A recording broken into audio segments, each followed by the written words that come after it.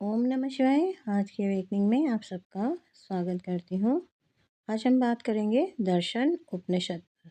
सामवेद से उत्पन्न हुआ ये उपनिषद 20 उपनिषदों में से एक है, जो मुख्य रूप से अष्टांग योग और आत्मज्ञान के मार्ग पर केंद्रित है, जिसमें कुंडलिनी की अवधारणा को भी शामिल किया गया है।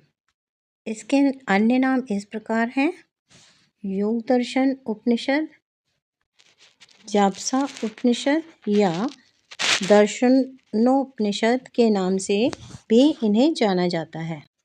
दर्शन उपनिषद योग, ध्यान, आदित्य, वेदांत और आत्मज्ञान पर केंद्रित है, जिसमें पतंजलि के योग के समान एक अष्टांग योग के सिद्धांतों का वर्णन है। कुंडली अवधारणाओं को भी इसमें जोड़ते हैं और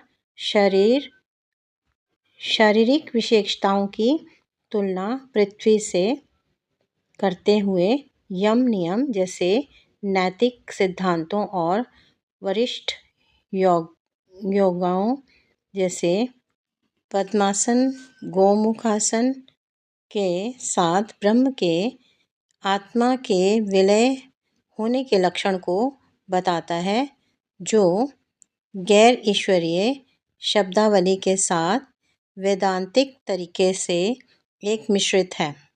दर्शन उपनिषद में बाहरी यात्रा के साथ नहीं, बल्कि भीतर की यात्रा पर जोर दिया गया है।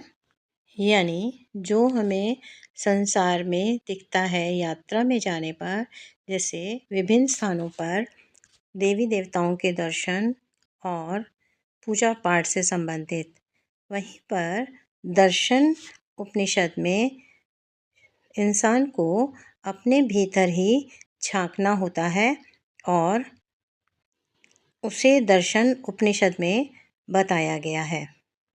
इस वेदांत में आदित्य सिद्धांत को प्रस्तुत किया गया है, जिसमें योग को अपनी आत्मा को ब्रह्मलीन आत्मा में खोजने के लिए मार्गदर्शन किया जाता है, जिससे कि सभी द्वैत्य समाप्त हो जाते हैं। इसमें बाह्य पूजा पाठ और बाह्य ईश्वरीय दर्शन यात्रा का वर्णन नहीं है, बल्कि शरीर के भीतर ही शक्ति को देखने की क्रिया से जोड़ा जाता है। संक्षिप्त में कहें तो दर्शन उपनिषद आत्मज्ञान के लिए एक व्यापक मार्गदर्शक है, जो योग, शरीर विज्ञान में भौतिक और वेदांत की शिक्षाओं को एक साथ लाता है। आज के लिए इतना ही। मिलते हैं अगली जर्नी में। तब तक के लिए राधे राधे।